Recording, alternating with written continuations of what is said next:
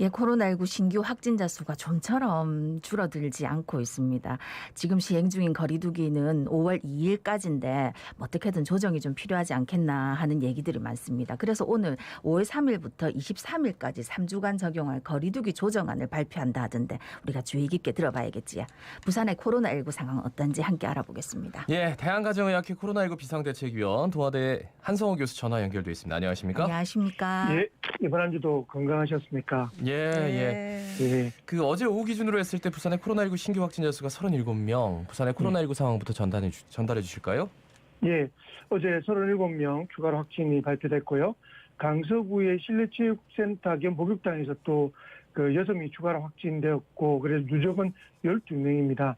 그리고 연쇄 감염이 발생한 검정구 소재병원에서 5명이 교인이 추가로 확진이 됐고요. 예. 그 외에도 검정구 교회나 그다음에 그 동네에 있는 실내 수영장 등 총 합해서 37명, 30명대가 굉장히 익숙할 정도로 확진자가 줄어들지 않고 있습니다. 예. 근데 거기다가 이제 코로나19 방역 컨트롤 타워인 부산시청에서 확진자가 한 명 나왔다 하더라고요. 예, 이제 시청에 계신 그 팀장급 공무원 한 분이 네. 확진이 돼서 동료 직원은 수백 명이 지금 진단검사를 받고 있는 중인데요. 전날 이 몸이 좀 안 좋았답니다. 예, 예. 그래서 진단검사를 받았는데 양성이 나왔고 같이 식사를 했던 시의원도 진단검사를 같이 받는데요. 이제 시청 같은 경우는 시청이나 병원 같은 경우는 코로나19를 결국 컨트롤을 하거나 또는 치료를 하는 중요한 기관에서 이런 발생이 되면 추가 확진됐을 때 굉장히 타격이 크기 때문에 이런 부분에서는 더욱더 적극적인 좀 대응이 필요할 것 같고 다행히 팀장님도 몸이 안 좋다고 또 선제적으로 검사를 했기 때문에 네. 예, 예. 이런 추세로 적극적인 검사를 하는 것도 저도 비난만 할 것이 아니라 예, 예. 저는 거꾸로 좀 격려를 해야 될 것이 아닐까라고 생각을 하고 있습니다. 예. 그 정부가 코로나19 방역 대응을 위한 사회적 거리두기 조정안 그리고 5월에 적용할 특별 방역 조치 오늘 발표를 하는데 이게 뭐 어떻게 될까요? 사흘 뒤인 5월 2일 날 현행의 그 수도권 2단계, 비수도권 1.5단계의 거리두기 단계가 종료가 되기 때문에 아마 추가로 어떻게 할 것인가 발표할 건데 지금 확진자 수가 좀처럼 줄어들지 않고 있습니다. 네. 특히 이제 다중이용시설에서 계속 적극적으로 발생이 되고 있고 또한 감염을 알지 못하는 그런 발생자가 30% 가까이 되기 때문에 이런 경우에는 결국 그 감염자가 이 상태로는 줄지 않는다라는 그 인식은 같이 하고 있는 것 같습니다. 그렇지만 자영업자라든지 경제적 피해가 계속된다는 우려 때문에 상향으로 조정하는 것은 결국 또 쉽지 않을 것 같습니다. 아마 지금의 단계가 더욱더 연장되지 않을까. 그리고 가족을 제외한 5인 이상의 식사를 금하는 이런 정책들은 계속 지속하지 않을까라고 생각하지만 어려운 입장에서 항상 아쉬움이 남는 건 사실입니다. 네. 그래요. 뭔가 이제 자발적으로 좀 해주면 좋겠는데 이게 네. 지금 5인 이상 집합 금지가 정말 오래 지금 지속이 되고 있거든요. 여기에 대한 그러니까 한쪽에서는 또 불만도 있고 근데 이거를 만약에 이제 좀 더 완화했을 때 생길 수 있는 그 후폭풍은 정말 뭐 누구도 예상을 할 수가 없는 상황이고. 그러니까 이게 이제 방역 수칙 때문에 의견이 너무 분분하니까요. 어떤 분들은 더 강화해야 된다 하는 분들도 계시기도 하고 참 입장이 참 어렵다 하는 예. 생각은 늘 하고 있습니다. 그런데 이제 이 와중에 5월 5일부터는 국내에서 코로나19 백신 접종 완료한 사람이 만약에 해외에 다녀온 뒤에 진단 검사 결과가 음성이고 증상이 없으면은 자가격리에서 면제한다고요? 이건 백신을 한번 맞은 분이 아니라 결국 예방접종을 완료한 분입니다. 네. 두 번 다 맞은 예를 들면 분들. 뭐 아스트라제네카 같은 경우 화이자는 2번을 맞아야 되지 않습니까? 네네. 예. 접종을 하고 난 뒤에 보통 2주가 지나면 면역이 형성이 됐다라고 생각을 합니다. 그래서 이런 면역을 예방접종을 완료해서 2주가 지난 부분들은 환자 밀접 접촉을 하더라도 코로나19 검사가 음성이고 증상이 없으면 자가격리를 면제합니다.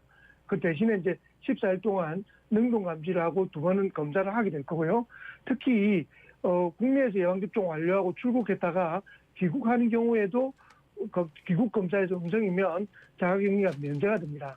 다만 남아공이나 브라질 같은 변이 바이러스가 있는 유행 국가에서 입국하는 경우만 예외인데 이런 정책 때문에 현재 접종을 적극적으로 하려는 사업하시는 분들이라든지 또 유학을 생각하는 이런 분들은 이 정책 때문에 적극적으로 하려고 생각을 하는 것 같습니다. 예, 예. 아주 좋은 정책이라 생각하고 외국도 지금 기타의 나라들도 이런 비슷한 정책을 하고 있고 백신 여건도 현실화되고 있기 때문에 아마 백신을 접종을 완료한 사람들한테는 기타 여러 그 완화 정책이 계속 따를 거라고 생각됩니다. 자, 그리고 오늘 아침에 뭐 신문에 나는데 이제 그 파이자 백신 있지 않습니까? 예. 이게 좀 부족해가지고 1차 접종을 하는데도 조금 차질이 생기지 않을까 이런 예상이 나왔어요. 그래서 예. 다른 기사를 찾는데 없어서 이게 단독인 것 같은데 예. 실제로 현장에서 뭐 파이자 백신이 동의난 건지 아니면은 거기에 이제 비치돼 있는 게 없는 건지 이런 것들을 좀 말씀해 주시면은 좀 예. 불안감이 해소되지 않을까라는 생각이 들어서. 아마 이런 부분들은 전국적으로 지금 물량이 확보되지 않다는 개념보다 일시적인 지역에 지금 화이자 백신을 배송하고 운송하는 과정에서 일어난 일이라고 생각합니다. 아, 그래요? 다른 백신하고 다르게 화이자 백신은 보관이나 운송이 굉장히 어려운 부분이 있거든요. 그렇기 때문에 이러한 부분들이 좀 철저하게 계획적으로 이송이 되고 준비가 되지 않으면 이런 일이 앞으로도 생길 수 있다고 생각을 합니다. 그런데 이제 백신의 공급의 물량이나 이런 부분들도 뭐 이송이 된다든지 이러한 과정에서 조금이라도 실수가 있으면 이런 상황이 생길 수는 있지만 전반적으로 전국적으로 봤을 때는 물량 부족의 상황은 아니니까 너무 걱정할 필요는 없다고 생각이 됩니다. 그러니까 우리 지역에서 이제 오는 동안에 그 오는 그 배송 과정이 조금 더뎌진 게 아닐까. 이게 전체적인 물량은 괜찮다. 이런 말씀이시네요. 진짜 일단 1차 접종하는 데는. 예, 그리고 이제 물량을 준비를 했는데 그 지역에 접종을 요구하는 인원이 갑자기 많거나 하면 마치 적은 것처럼 보이지만 전국적 배송에는 현재는 문제는 없다라고 판단되고 있습니다. 예. 네네. 아니 근데 이제 이런 중에 보니까 저도 막 친구들 중에 뭐 5월 1일에 백신 맞기로 예약이 돼 있다 이런 얘기를 하는 친구들이 있더라고. 그래서 찾아보니까 지금 이제 코로나19 백신 접종 과정에서 이제 백신 폐기를 최소화하기 위해서 일명 노쇼 백신이라 해가지고 남는 백신을 뭐 가까운 병원 정해져 있는 병원에서 맞을 수 있는 게 있다던데 이건 뭡니까? 보통 그 아스트라제네카 백신은 그 한 병, 그러니까 백신 한 병을 따면 보통 12명 전후, 네. 그리고 화이자 백신은 6명 전후를 맞을 수가 있는데요. 네. 만약에 한 분이라도 그날 맞기를 물에 안 오시거나 또는 몸이 안 좋아서 못 맞겠다라는 분이 계실 수 있지 않습니까? 네. 예, 예. 그러면 이걸 버려야 된다는 거죠. 다음날 쓸 수가 없기 때문에. 그런데 지금은 이제 한 2,000여 개 그 접종 기간이 있는데 앞으로 10,000개 이상으로 늘어나게 되면 한 명만 해도 만 명분의 그 접종 백신이 없어지는 겁니다. 예, 폐기되는 예. 거죠.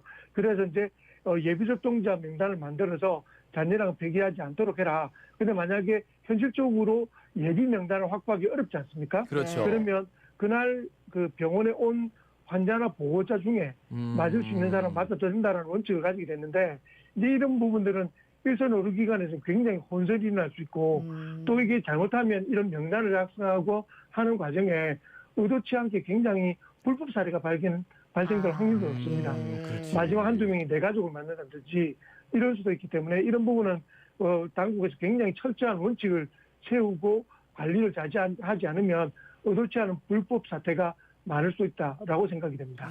그러니까 이제 맞기로 해놓고, 그러니까 처음부터 동의서에 뭐 아예 작성도 안 한 예. 분들은 아예 그 얘기도 안 하지만 예. 동의서를 작성을 했는데 현장에 몇 시까지 오세요 했는데 예. 안 나타났단 말이죠. 그러면 그렇죠. 이제 한 사람 이게 하나 까면은 몇 명이 맞을 수 있는데 예. 그 다른 사람이 맞을 수 있는 거를 본인이 이제 노쇼해가지고 그걸 버려야 되니까.